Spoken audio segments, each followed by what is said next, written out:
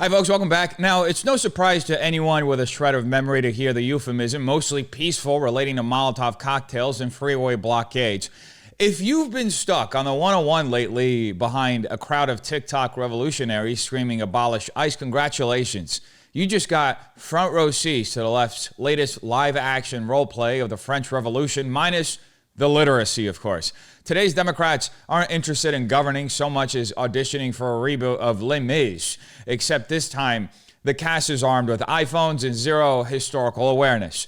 In this episode, we'll take a look at how political cosplay and institutional gaslighting have become the new normal as lawlessness is rebranded as activism in these Los Angeles riots, where basic law enforcement is treated like a hate crime. So buckle up. We're diving right into the cognitive pileup that is progressive America. And this crowd, it seems like the number has just been growing, right? Mm-hmm. And now it looks like they're getting in the way of traffic here. This gets so dangerous. It's what they always do. It's what they always do. And they're getting there right. Yep. They're right there, stopping traffic. This becomes a danger in a whole other way. Now, in the past, we discussed how the modern left has adopted the ideological debris of Marxist, communist, and socialist movements. But let's stop sugarcoating this. What we're witnessing isn't protest. It's not civil disobedience. It's blatant nihilistic anarchy.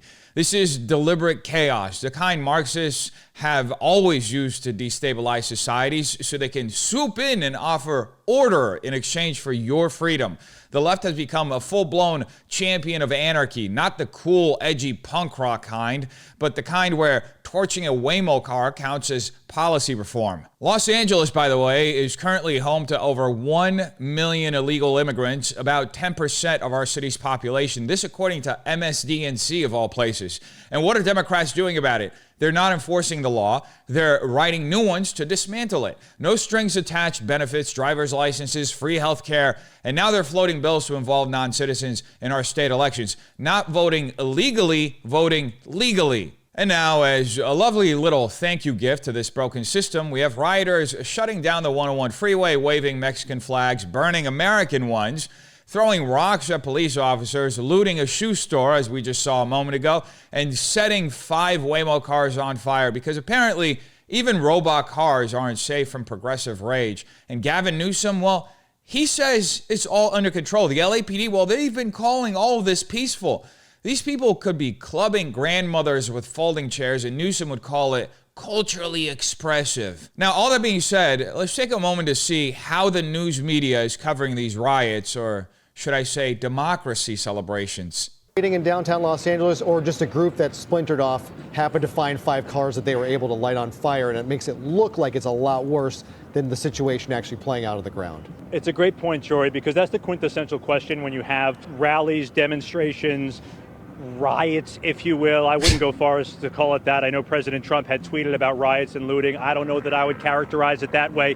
But certainly when you have groups like this, from what we've seen, Tommy, pan over here to the left here, it's the vast majority are people taking videos, people waving flags, people walking around, people wanting to be part of the cause, wanting to have their voices heard, and wanting to show the power of numbers. Are you aware that we can see the cars burning directly behind you and hear the explosions echoing in the background while you literally gaslight us like it's just a peaceful crowd of aspiring Instagram influencers? Tim Caputo really tried to hit us with a not all arsonist defense. Apparently, if only 5 cars are on fire, it's not a riot. It's just an impromptu street art installation. This is the state of journalism in 2025, redefining reality in real time right in front of our eyes, and then gaslighting you for noticing. A few Waymo cars got torched, explosions ripped through downtown, and somehow the story is still about how Trump overreacted by calling it looting. These people wouldn't call it a riot unless the flame spelled vote red. Large group of people. It could turn very volatile if you move law enforcement in there in the wrong way and turn what is just a bunch of people having fun watching cars burn into a massive confrontation and altercation between officers and demonstrators. Never mind all the violence, folks. Look away from that, okay? This is just a group of fine, upstanding citizens enjoying the good old American tradition of burning cars on a hot Sunday afternoon. According to ABC, at least, this isn't a riot. It was just fun. You know, the kind of wholesome family activity where people gather in the street to cheer on arson while waving foreign flags and looting stores. And the real danger, it's not the fires, not the rocks thrown at police, not the mobs shutting down freeways. It's the risk that law enforcement might ruin their good time. That's the narrative now. If cops show up to stop a violent crime spree, they're the ones escalating things. Welcome to Opposite Land, sponsored by corporate media and progressive lunacy. Now, folks, if you thought that spin was bad, just wait until you hear how Democrats are reacting to the riots. The vast majority of protesters and demonstrators are peaceful. Bullshit. They're passionate. When you come into a community like Los Angeles, the way that the Trump administration has, you need to expect to be countered with people who are passionate about defending fundamental rights, about standing up for due process. Typical Democrat spin. Now, let me tell you something, folks. I was there. These people aren't taking some principled stand for justice. They're not trying to protect anyone's rights. They are anarchists, plain and simple. They want to destroy the local order, collapse the rule of law, and dissolve the American Republic so they can install whatever fever dream they've cooked up based on TikTok videos. I was in downtown Los Angeles from 5 p.m. to midnight documenting that chaos, and by the time I left, all of downtown Los Angeles looked more like Tijuana than the second largest city in America. Smoke in the air, sirens echoing, glass shattered across the sidewalks, every single wall tagged up with spray paint, and absolute lawlessness in every direction. This wasn't peaceful. It was a deliberate destruction. And now we're seeing Democrats like Senator Alex Padilla out here telling us that this was all peaceful and passionate. I guess it's peaceful to set cars on fire, passionate to throw bricks at cops, peaceful to block major highways and trap commuters for hours, passionate to loot stores and torch American flags. This is the left's new dictionary. Violence is speech, destruction is justice, and crime is community engagement. They're gaslighting the public while enabling the collapse of civil society. And they're doing it wrapped in empty words like due process. To be clear, Padilla isn't defending anyone's rights. He's just defending riots. We agree that if you're being violent, you should be arrested. You should be prosecuted. There is no disagreement on that. I think that's an effort that we can all say. But this is not what's happening. We are having an administration that's targeting peaceful protests, people that are there to protest. The president is sending the National Guard because he doesn't like the scenes. He doesn't like the scenes of people peacefully protesting. And we know that California law enforcement, local law enforcement, they're there to protect the public. They're there to protect and have public safety. And that's what they're there to do. Now, when people turn on law enforcement is when you get that response. So we want to make sure that, people continue to speak up, that people show up, but that people are peaceful about the situation. And that's what we're continuing to tell people. This is absolutely shameless. Representative Barragan is out here recycling the same summer of love delusion from 2020, pretending that what we're seeing in LA is just a bunch of peace-loving poets singing Kumbaya while the sky glows orange behind them. Now, let me be crystal clear. This was not a peaceful protest. These are not scenes the Trump administration finds inconvenient. They're scenes any sane human being and government would try to stop. Everything we're seeing out of LA are clear acts of aggression. But Barragan wants you to believe Trump is just some big meanie with a phobia of cardboard signs and chants. Give us a break. And the irony? She admits violent protesters should be arrested, but then pivots and cries foul when enforcement actually happens. So which is it? Either law matters or we're just pretending it does while letting cities burn. This whole speech is theater. A desperate attempt to paint anarchy as activism and law enforcement as some sort of tyranny. And let's not ignore the deeper agenda here. The left wants to protect their street militias while delegitimizing any authority that pushes back. That's why they scream peaceful protest with flames in the background. It's all narrative control. And sadly, people like Barragan aren't just enabling this chaos, they're defending it under the banner of justice. Reality is we see peaceful protests launching in Los Angeles. And again, any violence against police officers should not be accepted. Local authorities can handle that. But remember, a lot of these peaceful protests are being generated because the President of the United States is sowing chaos and confusion by arresting people who are showing up for their immigration hearings, who are trying to abide by the law.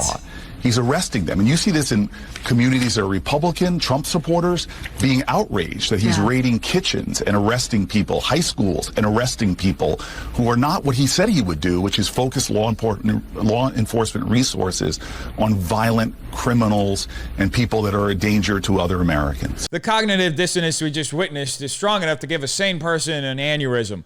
Cory Booker says peaceful protests twice in 45 seconds while talking about what we all watched, LA engulfed in chaos. And according to Booker, the real culprit here isn't these anarchists causing mayhem, it's actually Trump. Apparently, the president enforcing immigration law is what's really sowing chaos and confusion. Not the firebombs, not the looting, not the freeway shutdowns. No, the confusion comes from arresting people who skipped court dates and ignored deportation orders. You can't make this up. It's like watching someone stare into a burning building and blame the guy who called 911. And Donald Trump calling out the National Guard unconstitutionally, illegally, without the governor's authorized approval. As Jaime said, that's something that has not happened since 1965. And it's hard to imagine that this time the National Guard were sent out to attack protesters that were exercising their constitutional obligation. Now, I want to say something to you. It is actually in the interest of all American people to stand up for these rights. They know that dividing us is what will make them strong. And they know that when we are united, nobody can divide us. Representative Jayapal is what happens when propaganda meets delusion and gets a congressional salary. Her claim that the National Guard was sent out to attack protesters isn't just false, it's incendiary, which of course is the point. This isn't a misstatement, it's a weaponized lie. The Guard was employed to restore order in a city spiraling into chaos. But Jayapal wants you to believe this was some dystopian crackdown on candlelight vigils and tambourine circles. It's actually reckless, inflammatory rhetoric designed to incite further unrest while painting violent rioters as patriotic heroes. Ironic considering 90% of the folks I saw had Mexican flags. And notice the rhetorical sleight of hand. She calls them protesters exercising their constitutional obligation. First of all, no one has a constitutional obligation to riot. And second, invoking the Constitution while excusing bricks flying at cops is a level of gaslighting that would make Orwell blush. There have been no violence where anybody that was protesting hit anybody, shot anybody, threatened anybody. Nothing has happened. And so he doesn't know what to do, probably, because this is a sanctuary city and the police don't have the authority. All that he's got to do is work with the governor. The governor was not even called when he sent in the National Guard. The mayor was not even called. The president is initiating this. The absolute irony of Maxine Waters claiming there has been no violence while CNN is literally rolling B-roll of protesters confronting police is beyond parody. It's like watching someone insist the Titanic is unsinkable as the deck disappears beneath their feet. Waters is either catastrophically uninformed or willfully dishonest, likely the latter. While she smugly declares that nobody's been hit, shot, or threatened, LAPD officers are ducking projectiles and emergency crews are pulling flaming debris out of downtown streets. And she's not just minimizing the chaos, she's blaming the police for reacting at all. In her twisted worldview, calling in the National Guard is the real offense, not the mobs torching patrol cars in broad daylight. We have a president who is moving this country rapidly into authoritarianism. This guy wants all of the power. He does not believe in the Constitution. He does not believe in the rule of law. We just celebrated a few days ago, June 6th, the American landing at Normandy, which began the invasion of Europe to defeat fascism and Nazism. Those guys died. They gave up their lives to defend democracy, not to have an all-powerful ruler in the United States of America. Bernie is very much pro-Bern, just not the kind you get storming Normandy. The fact that Sanders has a gall to invoke D-Day while defending mobs, throwing bricks at police, and torching downtown LA is absolutely deranged. The National Guard wasn't called in to suppress democracy. It was called in to stop open riots in the streets. But to Bernie, any effort to restore law and order is fascism. Never mind that these protesters were waving foreign flags, lighting American ones on fire, and attacking cops with makeshift weapons. According to Sanders, That's what our troops died for. So criminals could rampage unchecked while the government stands down in the name of so-called democracy. But let's get real for a second. The only thing Trump is trying to enforce is basic public safety. That's not authoritarianism. That's what leadership looks like when local Democrats completely fail their cities. Bernie loves to screech about the rule of law, yet here he is defending total lawlessness and gaslighting the nation with emotional appeals to World War II. It's not just dishonest, it's insulting. The men who stormed Omaha Beach weren't dying for anarchists to torch American cities, while career politicians like Sanders pretend it's noble and principled resistance. They fought for a country grounded in order, law, and liberty, not the chaos Bernie keeps cheering on from his podium of delusion. But even as people are voicing their disagreement with that, calling in the National Guard in the way that he did was not necessary, absolutely overkill, and seems to now being escalating the problem because of Donald Trump's actions. Yeah, it sounds like what you're saying, if I'm understanding, is in your belief, what we're seeing, the car on fire, etc., is that escalation is directly correlated with the National Guard being brought in? Well, I think that it's the it's an escalation. It's playing on people's emotions during what is absolutely very unsettling for most Californians. You know, over 80% of Californians believe that undocumented people should have a pathway to citizenship. We estimate that there are about 2 million people. Straight up deflecting. The reason why the lieutenant governor can't actually say the riots are a direct result of the National Guard being called in is because that's not what's happening, and she knows it. The National Guard was stationed specifically outside DHS and federal buildings, not out roaming the streets antagonizing peaceful candlelight vigils. I saw this myself yesterday. The real confrontations had been between LAPD, LASD, and the rioters, not the Guard. But instead of admitting that the violence in LA is coming from leftist mobs and anarchists, she blames Trump for escalating tensions by preparing to defend federal property. That's not logic. That's political theater with a backdrop of burning electric vehicles. And let's not gloss over the bait and switch happening here. While a car smolders beside her, she pivots to say that 2 million undocumented immigrants live in California and that over 80% of residents want them to have a pathway to citizenship. So now we've gone from torched cities to polling data about amnesty. This is deflection at its most transparent. She's trying to rewrite the story in real time, hoping you'll ignore the fire and focus on feelings. But the reality is clear. The violence erupted before the National Guard was deployed, and it came from radical groups emboldened by years of soft-on-crime policies and pro-sanctuary rhetoric. These leaders created the conditions for this chaos, and now they want to pretend they're the victims of Trump's tone. Give me a break. Anyway, this wouldn't be appropriate coverage if we didn't look at the statements made by the mayor of our great city, Karen Bass. Of course, you have LAPD. So I think actually the communication and collaboration has been good. I was at the command center most of the day today, and, you know, people are literally working in the same room together. The CHP is there, the Federal Protective Services are there, the National Guard wasn't there, but everybody is in communication, and I think that that's why things have gone well. I mean, you haven't seen massive violence take place. You haven't seen, you know, police officers engaging in a violent manner with people. There have definitely been some isolated incidences. But, you know, someone had made a comparison to what had happened in L.A. in the past. It's just very important to realize that this is happening on a few streets in downtown L.A. This is not citywide. This is not massive civil unrest. And obviously, I don't ever want to see that happen in our city again, which is why we have to be very aggressive now and send a very clear message that vandalism will not be tolerated. Mayor Karen Bass is what you get when delusion puts on a pantsuit and pretends it's leadership. According to her, there hasn't been massive violence in Los Angeles, just a couple of flaming Waymos, bricks flying at cops, you know, looted stores, regular Sunday for anybody who loves watching an American flag go up in smoke. Nothing to see here, folks. Just a few streets on fire, right? In one of the most iconic cities in the world. The reality is downtown LA looked like a war zone for 2 nights straight. But Bass wants you to believe it's a calm, well-managed block party with a few isolated incidents here and there.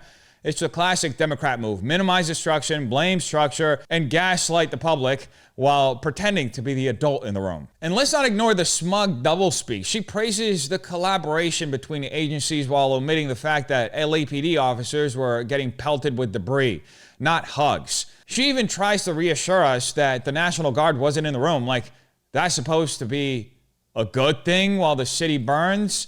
Meanwhile, her idea of being aggressive is sending sternly worded press releases about vandalism. This isn't leadership. It's crisis management by press conference, where the goal is to downplay reality and hope the footage doesn't go viral. But the truth is already out. Karen Bass would rather protect her political image than our great city. Now to Los Angeles Mayor Karen Bass. Hi, Mayor. Thank you so much for joining us. Hi. Hi. So what are you and your on. police force? I know how busy you are preparing for the hours ahead. What are you expecting on that front? Well, I just have to say that if you dial back time and go to Friday, if immigration raids had not happened here, we would not have the disorder that went on last night. I will tell you that it is peaceful now, but we do not know where and when the next raids will be. That is the concern, because people in the city have a rapid response network. If they see ICE, they go out and they protest. And so it's just a recipe for pandemonium that is completely unnecessary. Nothing was happening here. Los Angeles was peaceful before Friday. When we find out when and where the other raids are going to happen, that will determine how the police respond. So let me see if I get this straight. Mayor Karen Bass is admitting on live television that Los Angeles has a rapid response network of people ready to hit the streets on demand and disrupt civil order the moment ICE tries to enforce the law. And we're supposed to see that as a good thing? She's not even hiding it anymore. This is organized obstruction of federal immigration enforcement endorsed by the sitting mayor of the second largest city in America. And instead of condemning the mobs who burned cars, blocked highways, and attacked officers, she's blaming Trump for enforcing existing immigration law. It's not the riots that are the problem. It's the law being applied. Unbelievable. Bass actually has a gall to claim that nothing was happening before ICE raids, as if peaceful cities just spontaneously combust into violent chaos because people heard a rumor about immigration enforcement. That's not organic protest. That's premeditated mayhem. She says it's peaceful now, but warns more unrest is coming because they choose to unleash it whenever they don't get their way. This isn't leadership. It's blackmail with bricks. She's essentially holding the city hostage and daring federal agencies to do their job. Just to recap, in case you missed it, lawlessness is planned, violence is excused, and the real villain is the rule of law. Welcome to Los Angeles, folks, where the streets burn and the mayor blames a fire marshal. Are Democrats out of touch on this issue? Well, I think if you did the polling in Los Angeles, I'm not sure it would be that way, considering we are a city of immigrants. And then people might approve that policy, but do people really approve the federal government coming in and seizing power from a state and from a city? So I drilled down a little further on that poll, because I do not believe that Americans support the federal intervention in a city takeover or a state takeover. Mayor Karen Bass just said the quiet part out loud. Los Angeles is a city of immigrants, and as even MSDNC admits, nearly 10% of our entire city's population is here illegally. That's about 1 million people living unlawfully in the second largest city in the country, which is already buckling under the weight of homelessness, crime, and crumbling infrastructure. These aren't just numbers, by the way. They're the reason California burns billions in taxpayer dollars on free healthcare, housing, and education for non-citizens, while actual citizens get shoved to the margins. And instead of confronting the consequences of that policy, Bass frames federal immigration enforcement as some kind of takeover, as if upholding the law is more dangerous than the chaos she's let fester. And when CNN pressed her with polling that shows overwhelming national support for Trump's deportation agenda, she didn't refute the numbers. She dismissed them, suggesting LA would tell a different story. Of course it would. When you have 1 million illegal immigrants living in your city, the math changes. She's not even denying the poll. She's admitting LA's demographics are so skewed by unlawful residency that the political will of the citizens is drowned out by the interests of those who aren't even supposed to be here. That's not representation. That's straight up demographic hijacking, something the Democrats are actually very skilled at doing and have attempted to do throughout the country over the last couple of years. Anyway, since we've covered the brain rot of Karen Bass, I think it's only appropriate that we also cover the brain rot of another Karen who's running the state, that being Gavin Newsom. Fox News is calling it the LA riots. Is it a peaceful protest? What's happening? What are you seeing? Well, I mean, look, Donald Trump has created the conditions you see on your TV tonight. He's exacerbated the conditions. He's, lit the proverbial match. He's putting fuel on this fire ever since he announced he was taking over the National Guard. An illegal act, an immoral act, an unconstitutional act, and we're going to test that theory with a lawsuit tomorrow. Gavin Newsom is hopeless, not just as a leader, but as a liar. With Los Angeles literally burning behind him, Newsom's first instinct is to blame Trump for the violent leftist riots consuming his own state. According to him, Trump created the conditions, lit the match, and poured fuel on the fire. No, Governor, the people lighting Waymo cars on fire are the same radicals you spent years coddling with sanctuary laws, zero bail policies, and endless taxpayer-funded incentives for law-breaking. Now that the chaos is spilling over, you want to pretend you're a victim of Trump's tone? Spare us. And let's get real for a second. Trump didn't light this fire. Gavin did. He passed the gas line. He cut the fire alarms. He handed the matches. And now he's shocked that the city's in flames. This is what happens when you run a state on narrative instead of law. When the rule of law breaks down, the only thing left is force. And the fact that you're suing the federal government for deploying the National Guard to stop the bleeding tells us everything we need to know about you, Gavin. You'd rather let LA burn than admit your ideology failed. This isn't about Trump anymore. It's about accountability. When are you going to be a man and do what you're supposed to do, what you were elected to do, represent the people of California? But predictably, Gavin Newsom is running from this like a man who knows the fire has already reached his door. The perception is that Get your hands off these poor people. They're just trying to live their lives, man. Trying to live their lives, paying their taxes. Been here 10 years. The fear, the horror. The hell is this guy? Come after me, arrest me. Let's just get it over with. Tough guy, you know? I don't give a damn. But I care about my community. I care about this community. The hell are they doing? These guys need to grow up. They need to stop. And we need to push back. And I'm sorry to be so clear, but that kind of bloviating is exhausting. So, Tom, arrest me.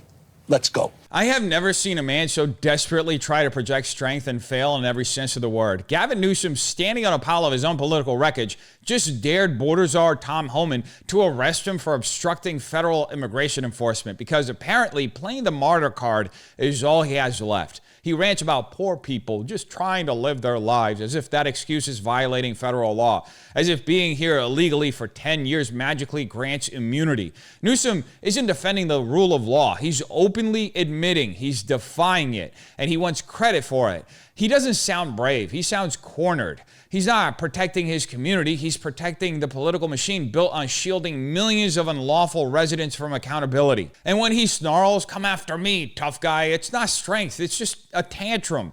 This is a guy who spent years undermining federal authority, building a sanctuary state that handcuffs law enforcement while criminals roam free. Now that someone like Tom Homan calls him out, he suddenly wants to play the street fighter. Newsflash, you don't get to whine about federal agents doing their job while you obstruct justice on camera. This isn't a Hollywood monologue, Gavin. It's the real world. This is the real deal, bro.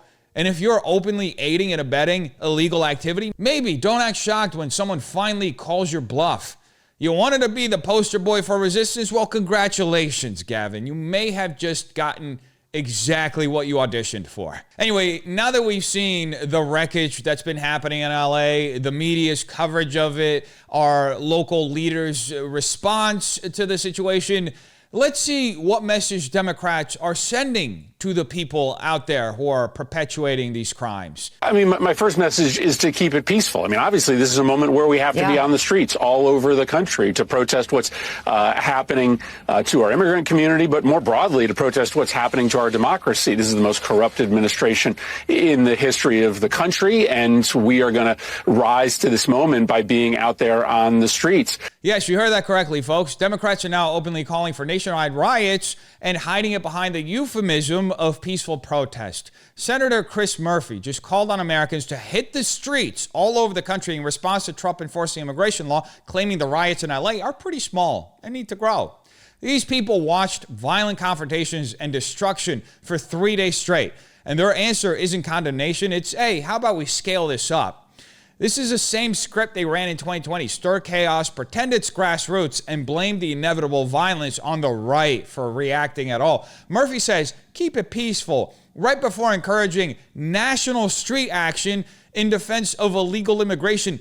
It's like handing someone a flamethrower and saying, just don't burn anything, please. So the question now isn't just what's happening in our cities. It's what kind of country we're becoming while it happens. If truth is twisted in real time, if lawlessness is reframed as justice, and if elected officials can defy the law with applause instead of consequences, then what exactly are we defending? What happens when the people tasked with preserving order are demonized and those sowing chaos are glorified? Are we really witnessing protests, or are we watching a carefully managed collapse dressed up as moral progress? Ask yourself, who benefits when the system breaks down?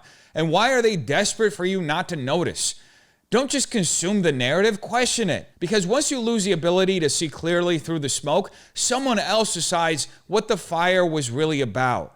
It's time to wake up, folks. According to California's own lieutenant governor, over 2 million illegal immigrants reside in our great state. And even MSDNC admits that at least 1 million are concentrated in Los Angeles alone. Now, I'm not a betting man, but I would bet that there are far more than those million in our state. And by the way, that's not just a statistic, that's an invasion, okay? Imagine a massive foreign population flooding into your nation, rejecting your values, refusing to assimilate, and still demanding full access to the public services your taxes fund. This isn't sustainable. It's literal national suicide. Downtown LA doesn't even look like America anymore. It looks like the most neglected, cartel-ridden corners of Mexico. How did we get here? Why are we allowing this? If we don't act, if we don't reclaim our borders, enforce our laws, and protect the cultural foundations of this country, then we aren't just headed for bankruptcy. We're heading for destruction from within. So stand up, speak out. The future of our republic depends on it more than ever. You tell me what you think in the comments down below. Have a terrific day. Peace.